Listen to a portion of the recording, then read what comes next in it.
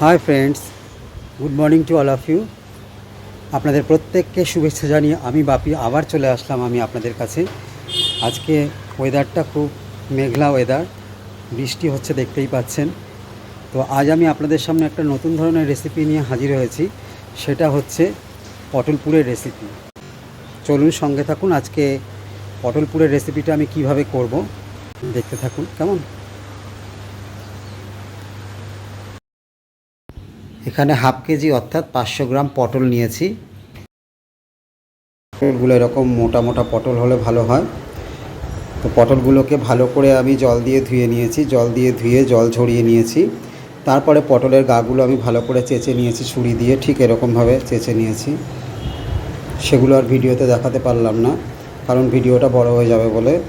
তারপরে পটলের মুখগুলো কেটে যে একটা সাইড কাটলাম, কেটে তারপরে পটলের ভেতর থেকে দানাগুলোকে চামচ দিয়ে ঘুরিয়ে ঘুরিয়ে বের করে নিয়েছি। প্রত্যেকটা পটল এরকমভাবে আমি কেটে নিয়ে দানাগুলো বের করে নিয়েছি।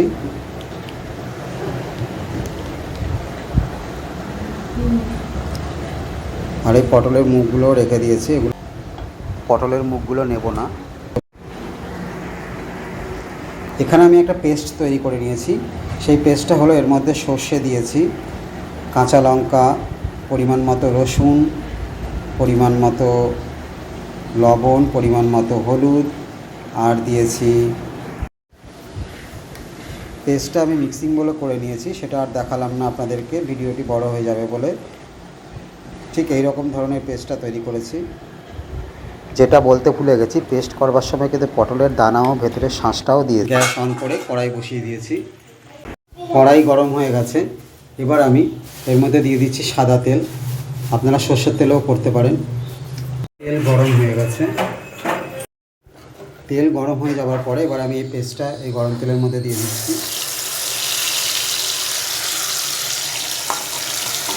এইবার গ্যাসের আঁচ একদম লো ফ্লেমে করে দিচ্ছি। লো ফ্লেমে করে এবার এই পেস্টটাকে ভেজে দিচ্ছি।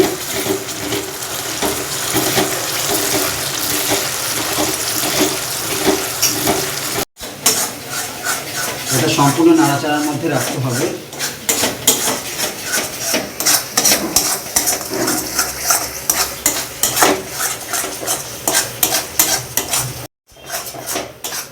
পেস্টটা ভাজতে ভাজতে খুব দারুণ একটা স্মেল বেরোচ্ছে। আমি যেরকমভাবে তৈরি করছি দর্শক বন্ধুরা, আপনারা কিন্তু ঠিক এরকমভাবে তৈরি করে খাবেন কিন্তু, কেমন। গা থেকে তেল ছেড়ে আসছে।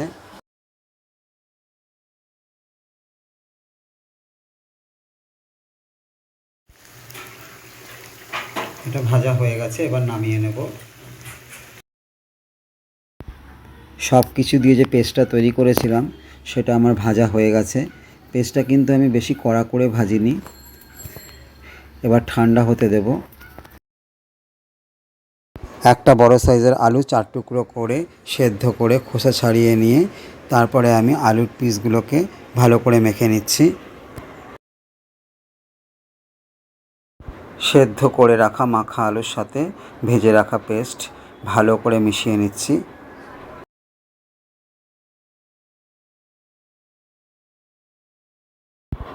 আলু সেদ্ধটা মিশিয়ে দিলে পুরটা খুব ভালো টেস্টি হয়। আমি কিন্তু এর মধ্যে কোনো আলাদা রকমের কোনো মশলা দিইনি, আপনারা ইচ্ছে করলেও দিতেও পারেন জিরের গুঁড়ো, ধনের গুঁড়ো। আলু সেদ্ধ পেস্টের সঙ্গে ভালো করে মেখে নেওয়ার পরে প্রত্যেকটা পটলের ভেতরে ভরে দিচ্ছি।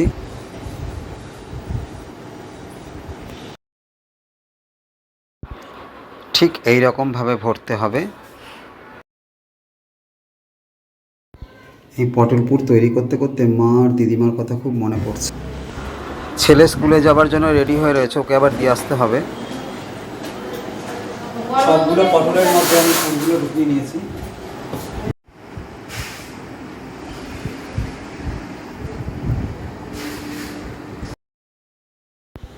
পটলপুরগুলোকে ভাজবার জন্যে কড়াই বসিয়ে দিলাম। কড়াই গরম হয়ে গেছে। দিয়ে দিচ্ছি পরিমাণ মতো সাদা তেল। আমি সাদা তেলেই তৈরি করব, আপনারা ইচ্ছা করলে সর্ষের তেলেও করতে পারেন। তেল গরম হয়ে যাবার পর একে একে পটলের পুরগুলোকে ভেজে নিচ্ছি। পটল পুর ভাজতে ভাজতে খুব দারুণ একটা স্মেল বেরোচ্ছে।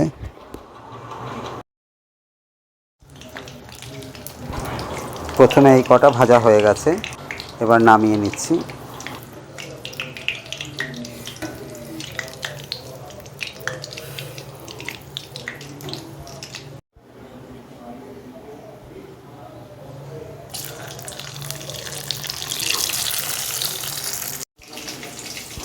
এবার দ্বিতীয় ধাপে আবার ভেজে নিচ্ছি।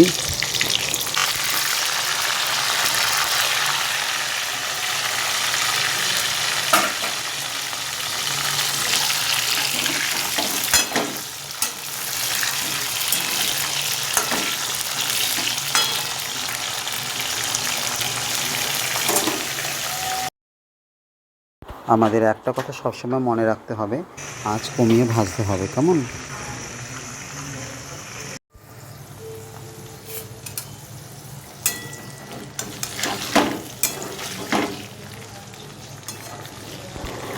এইভাবে কিছুক্ষণ পর পর নাড়াচাড়ার মধ্যে রাখতে হবে।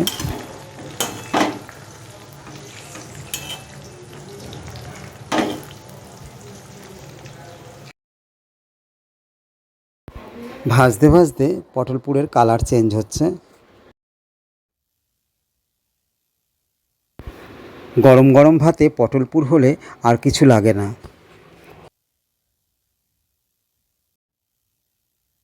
বাড়িতে গেস্ট এসেছে, আমরা তো নানান রকমের মেনু তৈরি করি, তাই না? তো তার সঙ্গে চটজলদি বানিয়ে ফেলুন না এই পটল পুরের রেসিপিটি। দেখবেন সবাই খেয়ে তৃপ্তি পাবে, আপনিও তাদেরকে খাইয়ে তৃপ্তি পাচ্ছেন।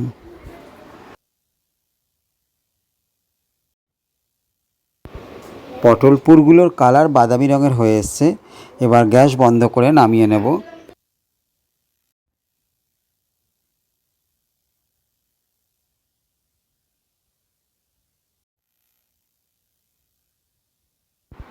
নামিয়ে নিচ্ছি। তো দর্শক বন্ধুরা, শিখে তো গেলেন পটল পুরের রেসিপি, আর দেরি কেন? আর দেরি নয়, তো আজই চট জলদি বানিয়ে ফেলুন এই পটল পুরের রেসিপিটি। আমার এই ভিডিওটি যারা প্রথম দেখছেন তারা ভিডিওটি দেখবার পরে সাবস্ক্রাইব করবেন, সাবস্ক্রাইব করবার পরে বেল ঘন্টাটি ক্লিক করে অল নোটিফিকেশনটি ক্লিক করে দেবেন। আজকের মতো তাহলে আসি, টাটা। আবার আসবো আপনাদের সামনে এই রকম ধরনের নতুন নতুন আকর্ষণীয় নতুন ধরনের রেসিপি নিয়ে। সবাই ভালো থাকুন, সুস্থ থাকুন, নমস্কার।